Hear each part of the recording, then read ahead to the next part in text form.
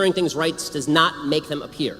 What makes more things appear is a market-based system that creates more doctors, that creates more medical care, that creates more incentive for people to join up. It is better to treat things as goods than as rights, because declaring something a right just means that you have the right to steal it from me. The basic name trickle-down economics is not something that any conservative even proposed. It's a leftist revision of what economics actually is, because you're not giving me the money. It was my money in the first place, created through voluntary transactions. A duty to perform, and perform it on behalf of somebody else, and recognize that there are roles that you have to prepare yourself for across the course of life. And again, you can actually number them. I think they're very set roles in life. So prepare yourself to be a good wife or a good husband. What kind of qualities do you want in your spouse?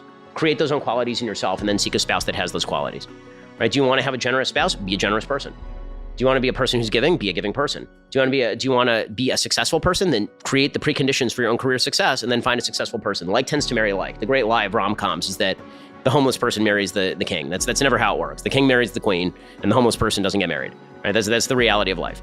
So you want somebody of your own level? Be the person that. My friend Andrew Klavan says this. He's always saying, women are asking, "Where's Mr. Right?" And he says, "Well, how do you know you're Miss Right?" Right. So make yourself Mr. or Miss Right, and then you can find your partner. When it comes to other roles, you prepare for being a parent by actually learning about your values and what values you wish to pass on to the next generation. When it comes to the human desire to seek something higher, don't shut that out. I think that all human beings have a religious impulse, and it gets fulfilled one way or another. Either people find it in church and they find it in God, or they tend to find it in political movements, which is very dangerous, or can be very dangerous, or they tend to shut it out completely, and then they feel the hole in their heart that they have to find something to fill that hole with. Human beings are inherently creative, just like animals are inherently creative at the highest levels. I mean, you'll see like actual animals demarcating their territory, and human beings are also creative. We like to shape the world around us. Find a task that you're good at, that serves somebody else, and that makes you money. That's a creative thing. Right? Find that thing. All of these things are very doable, and I think they're actually fairly practical as soon as you start thinking of yourself as playing a role. Because the truth is that, again, we're being asked to participate in a game where we've thrown away the rules. And you can't participate in a game where you don't know the rules. And when you play chess, if you don't know how to play chess, and if you're playing, you have to know how all the pieces work. If you don't know how all the pieces work, it's going to be a really shitty game of chess. And what ends up happening is someone gets frustrated and overturns the board, and they say, "Oh, we're not playing chess anymore." Well, that's kind of what we're doing societally. Or you can learn how the chess pieces work. Why do they work that way? I don't know why they work that way. That's the way they work. And now you can participate in that game. You can have freedom within that game to play that game properly. And you can have various iterations to make a plan. Literally get a piece of paper and a pencil and write down a bunch of goals, and then write concrete steps step by step. This is correct. Honestly, I don't think it's Jordan's way or my way, or I think it's everybody's way, right? Exactly. The successful people in life make lists of things they want to do, and then if you really want to be successful, then what you do is you take the little things first, you cross those off, it gives you a feeling of momentum, and then you can tackle the big things. I think it's a big mistake for people to think, okay, well, my goal is to be president, and so here's a list of 100 things I'm going to do. How about take out the garbage first? You need individual purpose. So you're alone on a desert island. What do you do today? What gives you meaning? So you need individual purpose. You need individual capacity. So you need to feel like you have the capacity to do something. You live in a world where you have free will, where you can make a freely willed decision, where your reason is capable of understanding things. You can think things through and make a good set of decisions on your own. Right? You have to believe that the universe is predictable enough that things aren't magically changing around you and harming you and victimizing you. So you need that on the individual level, and then you need the same on a communal level. You need to feel that we together have something to do, right? As Americans, we have something to do, right? Or as a religious community, we have something to do. Or as a group of friends, we have something to do. And then you need to feel like there's communal capacity. We as a group of people can do it without violating the rights of the individual. Now, you should care about something beyond yourself.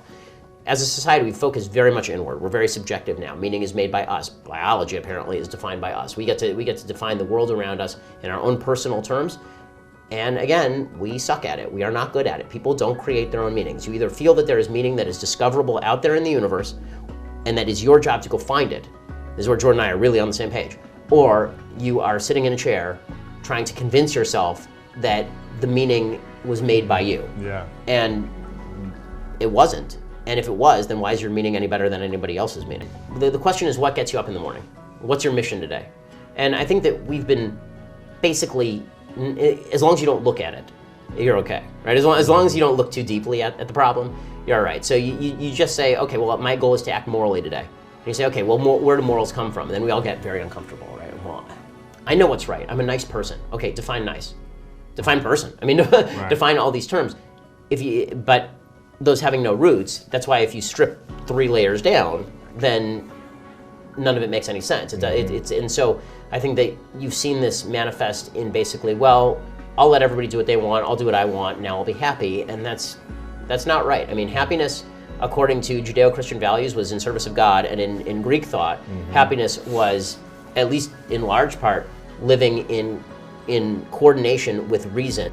I mean, most people like the idea that somebody's going to come in and solve their problems for them, and if you haven't grown up in a community that suggests that it's your job to solve your own problems, and suggests that, where there have been 2 generations of heavy levels of dependence on government programs, then it's easy to equate that with caring.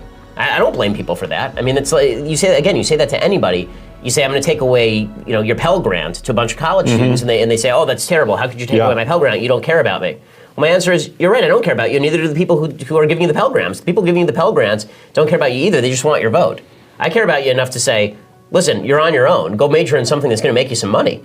Right? Don't take out $120,000 in loan and go major in lesbian dance theory or something that ain't going to make any money. It's not going to make a lot of money right now. Exactly. Like, why don't you go out and get a loan from a private bank because they know they're going to get their money back, and that would actually be better for you, but that's your decision. Right? It's not my job to sponsor your life. My wife is a med student. She's about to graduate from UCLA med school. She's going to be a doctor. And my wife, for example, she actually did something useful in college. I studied political science and wrote columns for the paper. And all that, and the only reason to do that was so I could get into Harvard Law School, where the first year is useful, it gets you to think like a lawyer, and then the last 2 years are a way for them to rack up loans, so you have to work at a big law firm. So the truth is that my perspective on college is basically, I always thought college was supposed to be for developing a skill set. Now your skill set is reverting to being a 2-year-old mewling, whining child. So you're not qualified to do anything after doing the kind of stuff they're doing outside. You're not qualified to do anything. You're qualified for a mental institution. So as far as getting a job afterward, the question is, how do you cultivate your skill set? What cultivates your skill set? So for me, cultivating my skill set meant reading incessantly, writing incessantly. I mean, I wrote a book during college. I wrote 2 books during law school. It meant studying a lot. It meant using my degree for things that I wanted to use my degree, making moves in my career that didn't make necessarily monetary sense at the time. And when I first got out of law school, I took a job at a major law firm making a lot of money, and I decided I hated it, and after 8 months I quit, and I went to a job that paid 1/3 as much. And that's because it wasn't a field that I liked. What I say is that today, there's nothing preventing an individual from superseding the culture in which you grew up and making good decisions. In a free country, somebody's going to have to break this chain. Somebody's going to have to break this cycle. And so, I don't care if you want to say that the pathologies that exist in the black community, black inner city community of highest rates of single motherhood and violence, for example, or lack of institutional wealth, that is a result of historic racism. I'm fine with you saying that. I don't have any problem with that. I'm not talking about historical racism when I talk about white privilege. I'm talking about right now the idea that there's a superstructure of rules and laws that are preventing you from succeeding, or a culture that is trying to keep you down. I don't think that's the case. So the question becomes, if you are here, let's say that on average, the culture in white America, or with regard to single motherhood, to take an example, is here, right? Because there's less single motherhood in the white community than the black community. And in the black community, it's here because it's 70% single motherhood rate, and the white community is 40%. Okay, so the question is, before, thanks to racism and thanks to discrimination, there was a cap on the black community that was here. And they couldn't get past it. Okay, now the ceiling's been removed. So what do you as an individual black person do to change your life? And I don't think it's helpful, and in fact I think it's actually quite hurtful, to spend an enormous amount of time talking about the legacy of discrimination and racism instead of talking about what can you do right now to fix your problem. This is a general issue that I have in all of my relationships. When my wife comes to me and she says, there's a problem in my life, before we even have the conversation, I say to her, is this a listening conversation, or is this a you want me to fix it conversation? And I think that when it comes to politics, there should be far fewer listening conversations, like I want you to tell me about all the crap that's happened to you, because I don't care. I mean, I care, but it doesn't. But now the question is, what you going to do?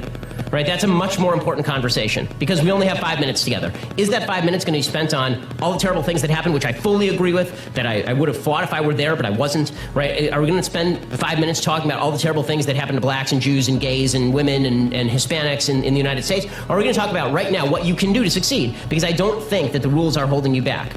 So I've never, ever at any point suggested that there's not been historic discrimination against black people, or even that current day poverty is at least in part an outgrowth of that historic discrimination. What I have suggested is that if you are using that historic discrimination as a reason why you are not, as an individual human being, becoming more income mobile and not making good decisions, no one is making the call for you right now as an individual to get that girl pregnant. And that's the argument that I make. When I was young, there were a couple of rules in the house. One of them was that if you made a mess, you cleaned it up. And the other was that if you were not working hard, you weren't doing your job. And that those two things are going to make you a conservative. I mean, if you believe that responsibility lies with you and that effort is the key, then I think that you're going to end up probably in a more conservative frame of mind, just because that's a very meritocratic basis for living. All successful people of any stripe have to abide by those values. I don't think that those are political values. Again, I think that if you are successful in life, you have to abide by those two simple rules. You got to clean up your own mess, and you got to work hard. And so if you are successful, then it's a pretty good shot that somebody along the way taught you those values, because there are very few people who leave messes for others or are lazy who do really well in a free country.